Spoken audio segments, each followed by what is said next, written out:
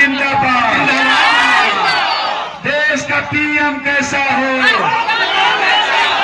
उच्च विद्यालय खूंट के कीड़ा मैदान में किया गया स्वागत सम्मान समारोह। जानकी नगर में बुधवार को खूंट उच्च विद्यालय के कीड़ा मैदान में नगर पंचायत के मुख्य पार्षद रमेश पासवान एवं मंच संचालन मनोज भूषण ने किया स्वागत सम्मान समारोह। अब समाचार विस्तार से। दिनांक 21/8/2024 को उच्च विद्यालय खूंट के कीड़ा मैदान में पूर्णिया सांसद राजेश रंजन उर्फ पप्पू यादव का भव्य रूप से कार्यकर्ताओं के द्वारा स्वागत सम्मान किया गया। जीतने के बाद चूंकि पहली बार सांसद राजेश रंजन उर्फ पप्पू यादव जानकी नगर पहुंचे थे, इस मौके पर गरीबों के मसीहा पप्पू यादव ने सिर्फ गरीबों और निसहाय के लिए बात की और जानकी नगर के लिए ट्रेन नहीं रुकने की समस्या, जानकी नगर को ब्लॉक का दर्जा, बनमनखी में फूड प्रोसेसिंग कंपनी और नौजवानों के लिए रोजगार की बात, पूर्णिया एयरपोर्ट के लिए विशेष बात किया और गरीबों के हक और हुकूक के लिए जीने मरने की कसम खाई। सांसद के आने से पहले स्थानीय मुखिया, सरपंच और कई गणमान्य लोग, सांसद के चाहने वाले पैक्स अध्यक्ष आलोक अकेला, रंजीत कुमार उर्फ चुन्नू जी, पप्पू सरपंच नितेश राय, पवन यादव, जवाहर पासवान, अभय पासवान उर्फ डब्बू जी, नटवर झा, संजीव यादव, मनोज यादव, विकास सुराना, विनय गिरी, डब्लू यादव, मुकेश यादव, दीपक यादव इत्यादि सांसद जी को बुके देकर सम्मानित किया और अपनी अपनी बात को जनता के सामने रखा। इस मौके पर रामपुर तिलक के मुखिया बोलबम यादव अपने पंचायत में पानी की समस्या पर विशेष चर्चा किया। इस मौके पर कई और मुखिया सरपंच समिति दिखाई दिए, जिसमें एमडी नजीर, मनोज ऋषि, मुकेश यादव, जियाउल अंसारी, पूर्व मुखिया गिलवान आलम, सरपंच नूर आलम के साथ साथ जानकी नगर के आम अवाम जन सैलाब मौजूद रहे। आप देख रहे हैं आवाज आपका 24 और आपके साथ है MS परदेसी। आइए सुनते हैं पूर्णिया सांसद क्या कुछ कह रहे हैं। आज भारत बंद था, जिसमें हम लोग का, मेरा तो सबसे पहले इसी इशू को लेकर के सदन में देश के प्रधानमंत्री और सभी लोगों से वैचारिक झगड़ा भी हुआ, बहस भी हुई। हमने सबसे पहले ऊद की भक्ति #क्रीमीलेयर आरक्षण। देखिए, आरक्षण किसी के लिए राजनीति हो सकती है और आरक्षण किसी के लिए सियासत, सत्ता, कुर्सी हो सकता है, लेकिन यह एक जीवन से जुड़ा सवाल है। इस पहलू पर हम बाद में आएंगे। हम लोग अभी पूर्णिया में थे।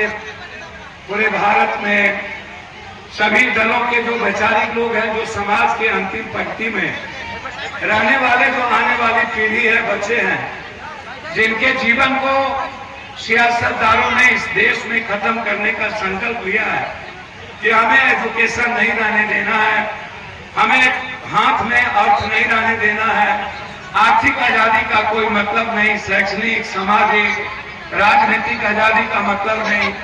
राजनीति जागीर बन गई है इन देश के पैसे वाले पूंजीपति, उद्योगपति, माफिया, नेता और पदाधिकारी के नक्शे।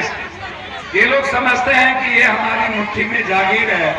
हम पैसे और ताकत से हिंदू मुसलमान जात पात करके राजनीति को हम बिल्कुल सियासत का मोहरा बनाकर इस देश के 126 करोड़ लोग, जो ST SC है, जो EBC है, जो OBC है, जो ऊंची जात के गरीब है, जो पढ़ते हैं, जो जीनियस है, उसके पास पैसा नहीं है, जो नेता का परिवार है, पूंजीपति उद्योगपति का परिवार है, 40 लाख रुपए एक दिन में पानी पीता है, ऐसे लोग इस देश में राजनीति चला रहे, चाहे महाराष्ट्र का हो।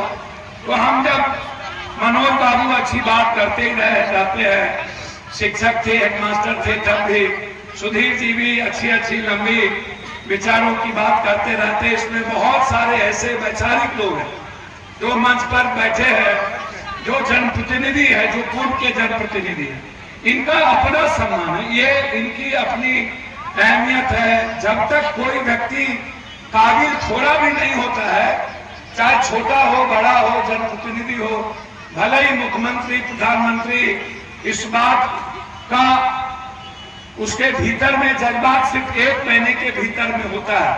चुनाव के समय इन्हें कभी पंचायत समिति, वार्ड सदस्य, नगर पालिका, नगर वार्ड काउंसलर, मुखिया जी, पूर्व मुखिया जी, जिला पार्षद, पंचायत समिति, ब्लॉक प्रमुख, नगर अध्यक्ष, सभी लोग यहाँ पर मौजूद हैं। सभी पंचायत के मुखिया जी, पूर्व मुखिया जी मौजूद हैं। मेरे लिए मेरे परिवार की तरह हैं।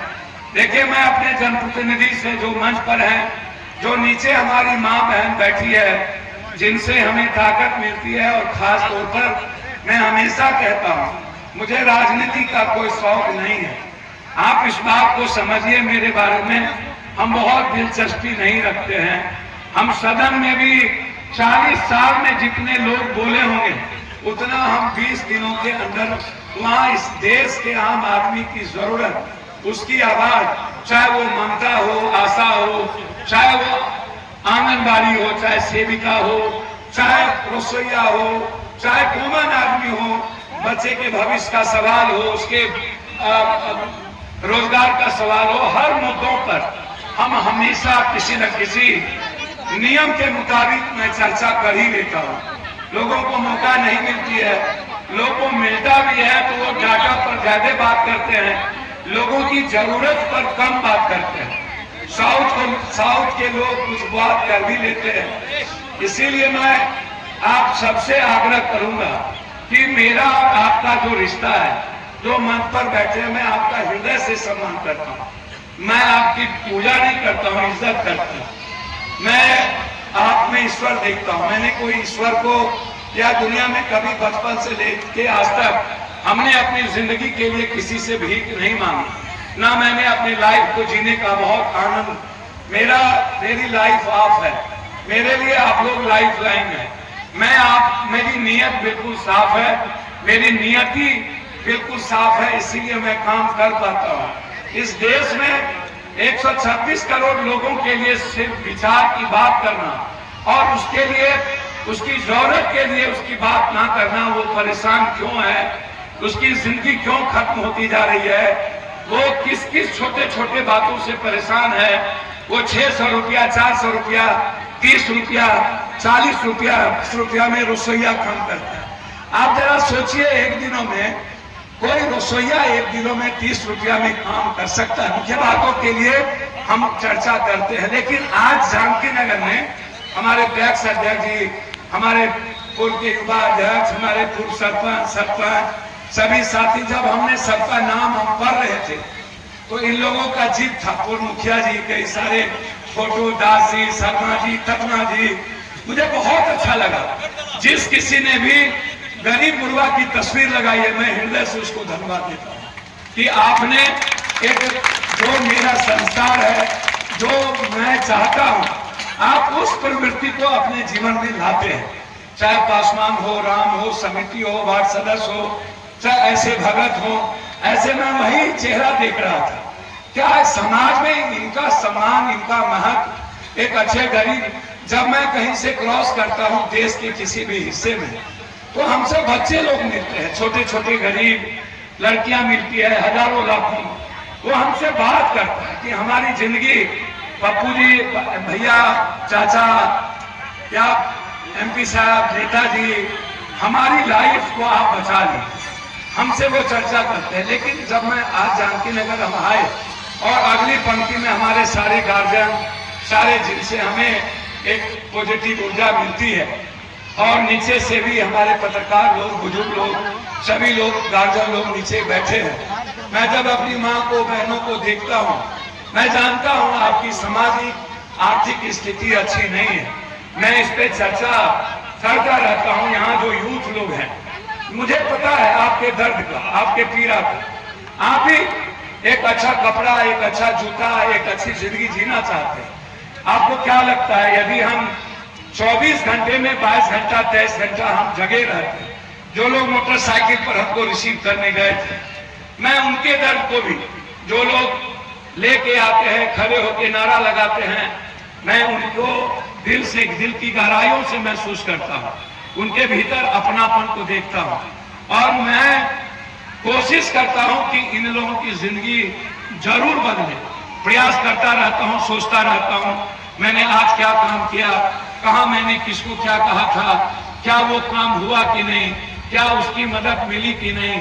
मैं छोटे छोटी बातों का जब भीड़ में भी रहता हूँ तो एक एक लोगों से पूछता हूँ। तो हम आपके पास जो आए हैं, ये आए हैं इसीलिए 2-3 बात करने के लिए कि मेरी जिंदगी, जो लोग हम नाम ले सबका तो बहुत लंबा लग जाएगा, सभी लोगों का नाम दिया हुआ है एक तरफ से सारे। मैं आदरणीय सम्मानित, सभी सम्मानित मुखिया जी यहाँ पर हैं, मेरे लिए वो अति सम्मानित हैं। किसी के लिए राजनीति होगी, वो कहाँ चलेंगे राजनीति के समय, उससे मेरा मतलब नहीं है। लेकिन जब वो जनता के जनप्रतिनिधि हैं तो उनका सम्मान किसी भी कीमत पर पीएम सीएम से कम नहीं होना चाहिए। पीएम सीएम क्या चीज होता है, जनता चुनती है, एक एमएलए एमपी मुख्यमंत्री हो जाता है। हम बहुत ऐसे लोगों को तवज्जो नहीं देते हैं, जो लोग अपने को ताकतवर समझते हैं। मैं उसकी इज्जत जरूर करता हूं और करूंगा। मैं कभी किसी की आलोचना इस जन्म में ना करता हूं, ना मैं कभी किसी के विपरीत पैरवी करता हूं, ना मुझे किसी से दुख होता है। लेकिन एक बात सही है, जब हम चुनाव लड़ रहे थे या कभी भी चुनाव लड़ते हैं, हमारे खिलाफ बिहार और देश के लोग आते हैं, पूंजीपति लोग आते हैं, माफिया आता है हमारे खिलाफ। मुझको नहीं पता, जबकि मैं कोरोना में पूरे देश की मदद किया, कोई 1-8 लाख करोड़ रुपया नहीं, 34-46 करोड़ रुपया हम अकाउंट में डाले। हम पटना के बाहर में 2-2 करोड़ रुपया का सिर्फ डेली खाना खिलाते थे, 1-1 करोड़, और 11 दिन हमने खाना खिलाया, 11 करोड़। वो सारी चीजें पब्लिक डोमेन में और सोशल मीडिया पर है। मेरा इसीलिए नहीं कि हमें देश का पीएम बनना है, हमको कोई देश भर के लोग वोट दे दें, इसीलिए कि मैं अपनी अच्छी लाइफ जी पाऊं। हम जो दुनिया में आए हैं, हमारा दायित्व है, हमारा भूमिका क्या है। जब पूरा देश परेशान होता है, राजनीति करने वाले लोग उस परेशानी का आनंद लेते हैं, उसमें भी अवसर खोजते हैं। मैं अवसर ढूंढता हूं मरने का, लोगों की मदद करने का। जब बाढ़ आया तो अवसर हमने ढूंढा, जब कोरोना आया तो उस अवसर को हमने चुना। लेकिन नेता लोग सोने का अवसर, दवाई बेचने का अवसर, वो हाथ में मुंह में मास्क लगाने का अवसर, हाथ में पानी बेचने का अवसर, पूरे आनंद लेने का अवसर। कोरोना है, कैसे निकलेंगे। अरे भैया, हम भी तो कोरोना में लगातार 9 महीना सड़कों पर थे। तीसरे बार हमारी गिरफ्तारी हुई, हमको, ना मेरे प्रिय को, ना मेरी पत्नी को, ना मेरे बच्चों को। ये बात अलग है कि हम घर 6 महीना अलग हो गए, सड़कों पर सोए। बिल्कुल डिफरेंट है हमारी राजनीति, हमारी चीजें। तो मैं वही कह रहा हूँ, कहाँ राजनीति करते हैं, आप किसको वोट दीजिएगा, ये मेरे लिए मैटर नहीं है। हम एमपी एमएलए नहीं थे, दुनिया की मदद हम ही करते थे, हमें कोई लेना देना नहीं। यदि मुझको कोई शौक होता है जिंदगी जीने का, तो आपको मैं पूछना चाहता हूँ, आप हमको बताइए, कोरोना में हम मर भी सकते थे, 46 लाख लोग मरे, 1 लोग हम भी मर सकते थे। हम सड़े हुए लाश को उठाते थे, हम एक दिन में 80-80 लाश उठाते थे, मेरे मुंह पर मास्क नहीं उठाता। तो जिसको जीने का शौक है, आप अंदाजा करिए कि जब हम पटना के बाद में मेरा पूरा ब्लड इंफेक्शन हो गया, डॉक्टर ने कहा 3 दिन के अंदर भर्ती नहीं होइएगा तो आप डेथ कर सकते हैं। पूरा शरीर इंफेक्शन हो गया, हम चुपचाप, अंत में जब पानी नीचे गिरा तब हम बीएल कपूर में एडमिट हुए। हमने अपनी पत्नी और बच्चों को नहीं कहा। हम एडमिट होने के बाद हमारा पूरा ब्लड शरीर का चेंज हुआ, तब हमारी पत्नी को खबर मिली कि मैं एडमिट हूँ। हम तब भी मर सकते थे। तो इसीलिए जिसके भीतर कोई शौक नहीं है, किसी चीज की नीड्स नहीं है, मेरे लिए मनी, पैसा, मेरे लिए भौतिक सुख, मैं खुश रहता हूँ 10,000 लोगों के बीच नमक रोटी खा के। मेरी अपनी लाइफ है, मैं किसी के घर में खाने की बहुत शौकीन कभी नहीं रहा, मैं किसी के महल में खाने के शौकीन नहीं रहा। महल में वाले के यहाँ भी गए तो हम दरवाजे पर 5,000 लोगों के साथ खाए। हमने अपनी जिंदगी जी, हमने कभी ऐसी लाइफ नहीं जी जिससे कि हमको तकलीफ हो। इसीलिए जो आज हम लोग आपके बीच हम हैं, आप इतना, पहली बात, पहला लाइन सुन लीजिए कि मेरे लाइफ पर सिर्फ आपका अधिकार है, मेरे बच्चे और मेरी पत्नी का अधिकार सेकेंड में है, गरीबों का अधिकार, मेरी जिंदगी पर बची हुई जो जिंदगी है वो सब कुछ, मेरे शरीर का एक एक खून का कतरा, चाहे मैं रहूं न रहूं, मर जाऊं, जीऊं ना जीऊं, जिंदा जब तक रहूंगा हर गरीबों की जिंदगी बदलने का मैं प्रयास करूंगा। मेरी कोई औकात है नहीं, मैं सब कुछ दुनिया में एक दिन में नहीं बदल सकता। 2 महीना 18 दिन चुनाव को हुआ, 4 जून के बाद, जुलाई के बाद, जुलाई और अगस्त में हम लोग आज मात्र 2.25 महीना हम हुए। 2.25 महीना में देश में हर लोगों ने हमसे भी लड़ लिया, हम भी सिस्टम से लड़ लिए। हम एक एक इस इलाके के विकास के सवाल पर हम लगातार बात करते हैं, हम कैसे इस इलाके का विकास होगा।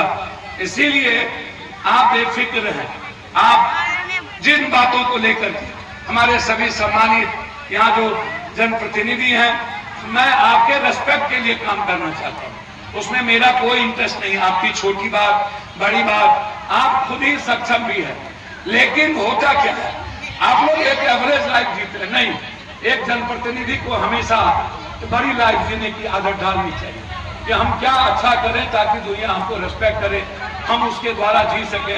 हमारे साथ सांसद प्रतिनिधि, हमारे साथ नगर निगम निगरानी कमेटी के चेयरमैन संजय सिंह जी, अफरोज बाबू, दिवाक, बहुत सारे, राजेश जी, सभी लोग, मुखिया, सभी लोग, पूर्णिया से भी जो लोग हैं, सभी लोग, इस बनमनखी के भी सभी साथी, जानकी नगर के सभी गार्जियन लोग, युवा साथी, जिसने पप्पू यादव के बुरे समय में लगातार कभी भी जब भी हम संकट में रहे, हमारा घर परिवार, हमारे परिवार के लोगों ने हमको जानकी नगर बनमनखी के लोगों ने नहीं छोड़ा। ये अलग बात है कि जानकी नगर से मुझे बहुत उम्मीद थी, बहुत ज्यादा आगे उम्मीद थी, लेकिन चुनाव में हमें लगता था कि हम सिर्फ बनमनखी से ही हम चुनाव जीत जाएंगे, हमको किसी की जरूरत नहीं पड़ेगी। लेकिन ये मुझ में कोई कमी रह गई, मैं इस गलती को मानता हूं कि मुझ में कोई भूल रह गई होगी। मैं किसी आपको दोष नहीं दे सकता, हमारे संवाद में कमी होगी, मैंने कहीं से छोटी सी गलती की होगी, जिसके चलते हम जितना आशीर्वाद हमको मिलना चाहिए वो आशीर्वाद हमको जानकी नगर से नहीं मिल पाया, हमारे घर के बगल से नहीं मिल पाया, चकमका से नहीं मिल पाया, अन्य जगहों से नहीं मिल पाया। मैं उसको तरस रहा हूँ, उसके कारण क्या है, उसकी परिस्थितियां क्या है, मैं उसको देख रहा हूँ, लगातार देखता हूँ। मैं हमेशा कहता हूँ, खास तौर पर हम जब भी कोई घटना घटती है तो मैं जाता हूँ। जब हम वहां गए तो मुझको ये लगा कि बलात्कार का भी इस देश में, मैं बार बार कहता हूँ, अपराध का भी देश में जाति बन गया, जाति स्थापित हो जाता है। पप्पू यादव या कोई भी व्यक्ति यदि वह अपराधी है तो उसका मूल्यांकन किसी जाति से नहीं किया जा सकता, उसका मूल्यांकन किसी बलात्कारियों का जात से नहीं किया जा सकता। अब मुजफ्फरपुर की घटना में मायावती जी ट्वीट कर दी, चंद्रशेखर रावत ट्वीट कर दिए, लेकिन मांझी जी और चिराग पासवान नहीं कर पाए, नहीं जा पाए, क्योंकि वो पासवान नहीं थे, क्योंकि वो ऋषिदेव नहीं थे, वो राम थे। विपक्ष के लोग इसलिए वहां नहीं जा पाए कि उसमें एक जादव भी इन्वॉल्व था, इसलिए वहां नहीं जा पाए। मैं वहां भी कहा, जहां घर जलाए गए जादवों के, मैंने वहां भी कहा, इसमें कोई अपराधी जादव नहीं होता, राजपूत और ब्राह्मण नहीं होता। आप एक अपराधी से किसी समाज और जात का मूल्यांकन आप नहीं कर सकते। अपराधी अपराधी होता है, उसको आप सुसाइड करिए, उसको सजा दे दीजिए, लेकिन एक समाज, मैं बार बार कहता हूं, हिंदुस्तान में 14% जो जाति है वो अकेला जाति। और इतिहास उठा करके यदि देखिएगा, जब कांग्रेस का साथ सत्ता और कांग्रेस के पहले की राजनीति होती थी, जब जब दलितों, एसटी, एससी, अत्यंत पिछड़ा और ओबीसी कमजोर होता था, तो इसीलिए मैं यह भी कहना चाहूंगा जानकी नगर में कि हमारा आचरण दूसरे जाति के लिए, पप्पू यादव हम भी है ना, आपको इसको बात समझना पड़ेगा। मेरे चुनाव के बाद हम पूरे देश में गए, हम रायबरेली गए, अमेठी गए, सुल्तानपुर गए, हम बनारस गए, हम झारखंड में हेमंत सोरेन जी का फोन आया, उनकी पत्नी का, कि दुमका, राजमहल, गोड्डा से लेकर के हम धनबाद, सभी जगह गए, हम सभी जाति बल के लिए गए, और जहां गए गोड्डा छोड़ के सभी जगह जीतने का हमने एक माहौल बनाया, परिस्थिति बनाई। बिहार में भी हम लगातार इस प्रयास में थे कि किसी भी कीमत पर जो हमारा लक्ष्य है, हमने ये बात राहुल गांधी जी से भी कहा था। आप सोचिएगा, डर होता, हम यहाँ पर चुनाव जब लड़ रहे थे तो हम जीतने के लिए नहीं आए थे, हम जानते थे हमारा विरोध होगा, हम जानते थे सारे ताकतवर लोग विरोध करेंगे, हम जानते थे डॉक्टर लोग हमारा विरोध करेंगे, जबकि मैं डॉक्टर का सम्मान करता हूं, डॉक्टर की, अब डॉक्टर और मेरे विचारों में अंतर है और वो रहेगा। मैं परसों भी डॉक्टर साहब को कहा, जब उनका फोन आया EMI का, जिसने हमारे खिलाफ एक पत्र निकाला, स्पीकर को दिया, हमने उनको कहा कि अध्यक्ष जी, हमने ऐसी क्या गलती की, आप हमको बता दीजिए। हम कलकत्ता गए, हमने कहा जब डॉक्टर किसी पेशेंट का बलात्कार करता है, जब डॉक्टर अपने जूनियर डॉक्टर के साथ बलात्कार करता है, और जो घटना कलकत्ता में घटी उसमें 5 डॉक्टर, 2 ड्रग्स माफिया और 1 सुपरिटेंडेंट, हम जब कलकत्ता से लौटे तो हमने ये बात कही कि बेटी का बलात्कार नहीं हुआ, मारा गया, और मारने के पीछे ड्रग्स माफिया लोग हैं।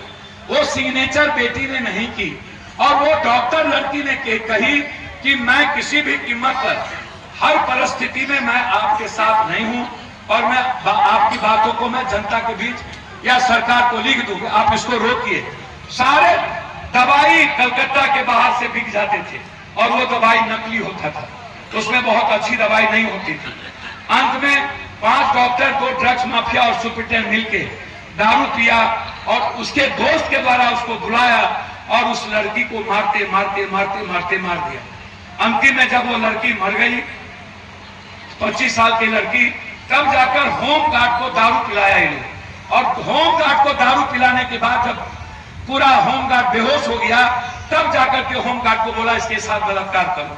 अब आप सोचिए, मरने के बाद किसी के साथ बलात्कार की घटना ये स्वाभाविक रूप से नहीं हो सकती, और इसमें सारे लोग डॉक्टर इन्वॉल्व थे। मैंने कहा कि भैया आप एक काम करो, डॉक्टर साहब लोगों को हड़ताल नहीं करो, 14 आदमी मर गए, आप हड़ताल करने के अधिकारी नहीं है। और जब CBI इंक्वायरी ले लिया और सुप्रीम कोर्ट मॉनिटरिंग कर रहा है, तो आप किस बात को लेकर के हड़ताल कर रहे हैं? आप हड़ताल तोड़ दीजिए, क्योंकि पूरा अस्पताल बर्बाद हो चुका है। अंत में दूसरा ट्वीट मैंने किया कि जब आप सरकारी अस्पताल हड़ताल करते हैं, तो प्राइवेट नर्सिंग होम आप खोल के क्यों रखे हुए? आप लूटने के लिए खोल के रखे हुए? सारा अस्पताल, आप जो लोग सदर अस्पताल या IHMS में, एम्स में डॉक्टर हैं, उनका प्राइवेट अस्पताल है, और वहां वो जाकर के ऑपरेशन कर रहे हैं। मैंने इसीलिए ट्वीट किया, ये कौन सा कानून या कौन सी ये संवेदना या कौन सी ये मानवता की पहलू है कि आप सदर अस्पताल को बंद करिए, आप सरकारी अस्पताल को बंद कर दीजिए, आज भी बंद है, आज भी एम्स बंद है, 2 लोग मर गए, और आप अपनी निजी अस्पताल को खोल के रखिए, आप लूटने के लिए हमारे खेलने की। इसमें कौन सी विचारधारा हमने गलत कर दी? हमने कोई विचारधारा, उन्होंने लिखा पप्पू यादव जी का एक कैरेक्टर है कि डॉक्टर के खिलाफ होते हैं। मैंने कहा नहीं, हम सबसे ज्यादा नेता के खिलाफ हैं। आप मेरा एक एक स्पीच उठा के देख लीजिए, हम पदाधिकारी के खिलाफ, हम नेता के खिलाफ एकदम हैं। मैं जानता हूं मेरे खिलाफ पदाधिकारी रहते हैं, इस देश का PM और CM और कोई ताकतवर आदमी कुछ नहीं। मैं ऐसे लोगों को हमेशा चैलेंज करता हूं, ना मुझे 1 रुपया चाहिए इनका, ना मुझे होटल में ऐशो आराम की जिंदगी चाहिए इनका, ना मुझे जात पात करना है, ना मुझे हिंदू मुसलमान करना है, ना मुझे, मैं डॉक्टर से वोट मांगने, हमारी बहन रोती रह गई, हम डॉक्टर से वोट मांगने, हमारे सारे लोगों ने कहा मांग लीजिए। मैंने कहा कि ये इसीलिए तब होगा कि पप्पू यादव भी हमेशा ऐसे ही लोगों से वोट करके जीते हैं जो लोग समाज का, इंसान का दुश्मन होता है। हम नहीं गए, हम किसी ताकतवर लोगों के पास वोट मांगने नहीं गए।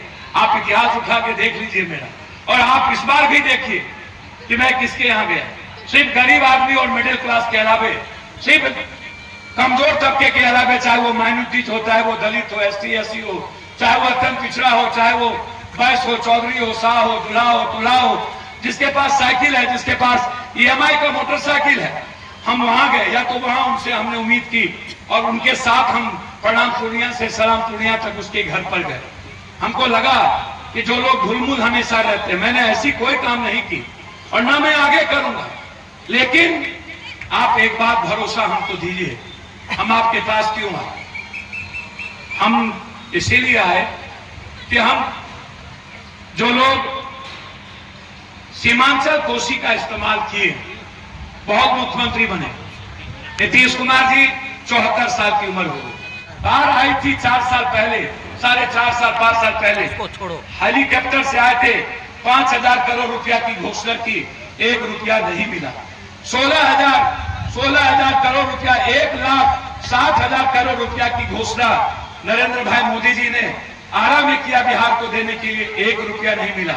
इसके पहले जब गांधी मैदान में आए, उन्होंने कहा कि मैं द्वारकाधीश हूं, जातों का मेरा खून है, मैं वादा करता हूं कि मैं यदि आया हूं यहाँ तो निश्चित रूप से मैं बिहार को विशेष राज दूंगा, लेकिन नहीं मिली। ये मुद्दे लोगों के लिए राजनीतिकरण हो जाता है, राजनीति के मुद्दे बन जाते हैं कि जब जब चुनाव आता है विशेष राज लेंगे, विशेष पैकेज लेंगे, कब लेंगे। कोसी सीमांचल को आपने क्या दिया, मिथिलांचल को क्या दिया। जानकी नगर में हमेशा लोगों को लड़ना पड़ा, कैसे, एक छोटी सी ट्रेन के लिए भी लोगों को लड़ना पड़ता है, अपनी लाइफ लाइन के लिए। ना तो कनेक्टिविटी है, ना तो आप किसी चीज को देते हैं। जानकी नगर एक छोर में, और दूसरे तरफ उधर साहब अररिया, रानीगंज और सरसी, ये सरसी और बीच में बनमनखी, सबसे बड़ा ब्लॉक बिहार में बनमनखी, इससे बड़ा ब्लॉक नहीं। उधर मोहनपुर, रुपौली के बाद हम आपसे जानना चाहते हैं कि इतना दिनों के बाद मैं इनसे यदि पूछिए, जानकी नगर जैसा ब्लॉक 40 सालों में सबकी सियासत रही, ब्लॉक बनाने में इन लोगों का कुछ भी नहीं जाता, थोड़ा सा बजट चेंज होता है। आप लोग छोटा छोटा जिला बना दिए, लेकिन इतना बड़ा ब्लॉक को आपने 3 भाग में नहीं बांटा। यदि 3 भाग में आप सरसी से लेकर के वहां के भी हमारे साथी लोग, मुखिया जी, पूर्व मुखिया जी लोग आए हैं, अरे वहां बनमनखी को ऐड कर दीजिए। इधर गोड़ारही से लेकर के इधर इतनी बड़ी लंबी आबादी क्षेत्रफल के बाद जानकी नगर का नहीं होना। भाई आप लोग इतने बड़े बड़े मुख्यमंत्री रहे, डबल इंजन की सरकार रही, फिर दूसरे 2 नेताओं की सरकार रही 2-2 साल तक, आप बना लेते। आप एक बड़ा नेता पैदा, आप जात के नेता हुए, और आप लोग जात पात करके चुनाव जीत सकते हैं, लेकिन आप लोग एक अच्छा लीडर बिहार के नहीं हो पाए। आप गरीब के बारे में कभी नहीं सोचे, कभी विकास के बारे में नहीं सोचे। हम तो लड़े, हमने कहा, और जब पप्पू यादव लड़ने लगा तो हमने मिश्रा जी को भी कहा कि मिश्रा जी उठिए, आप आगे बैठे, आप भी चर्चा करिए मेरे पूर्णिया के हाईकोर्ट बेंच पर। क्यों चाहिए पूर्णिया को हाईकोर्ट बेंच? जब मेरा क्वेश्चन था तो सभी लोग मौन हो गए। हमने गिरधारी जी को कहा, जदयू भाई आप भी मेरा साथ दीजिए, और उन्होंने साथ दिया। बाद में मिश्रा जी भी, हम लोग साथ मिलकर के हम लोग इस बिहार के डेवलपमेंट पर हम सबका साथ लेने की बात करते हैं। हम नीतीश कुमार जी से हमेशा इसीलिए हम समय मांग रहे हैं कि हम किसी कीमत पर जानकी नगर और मोहनपुर, ये 2 कम से कम तत्काल इसको मैं ब्लॉक ले सकूं। मैं इस बात को लेकर के मेरी लड़ाई है सीधा नौगछिया से सीधा जोगबनी। हमारी लड़ाई सीधा भवानी होते हुए हम जोड़ना चाहते हैं जोगबनी को NH से। हम 3 बार गडकरी जी से मिले कि आप हमको एक्सप्रेसवे दें। पहले ये लोग अलाइनमेंट गलत कर रहा था, हमने कहा आप बनमनखी में एक्सप्रेसवे को जोड़िए। आप यदि हमारे बनमनखी को नहीं जोड़ पाएंगे, जो मुरलीगंज और बिहारीगंज के बीच में, हमको आप या तो बिहार जानकी नगर में आप हमको यहाँ जोड़िए। हम एक NH को हमने कहा कि मेरा दिया हुआ, गडकरी जी आपने हमको घोषणा किया था, आप सुपौल का बड़ा पुल दे दिए, सुपौल में आपने आगे तक दे दिया, लेकिन जो हम चाहते थे चकमका होते हुए, खुर्दा होते हुए, बनमनखी के बीच में ला करके उस NH को जोड़ना, हम नहीं जोड़ पाए। हमारी कनेक्टिविटी रेल की है, रेल को लेकर के हम गंभीर चिंतित थे। हम और रामविलास जी, लालू जी रेलवे का उद्घाटन किए थे।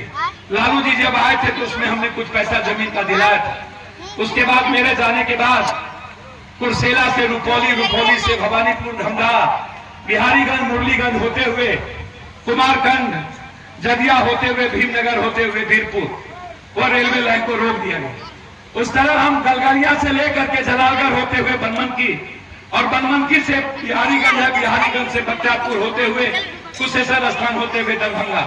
ये मेरा ड्रीम है। हम इस इलाके में, हमको कोई राजनीति नहीं करना, हमको कोई हिंदू मुसलमान नहीं करना है, जात पात नहीं करना।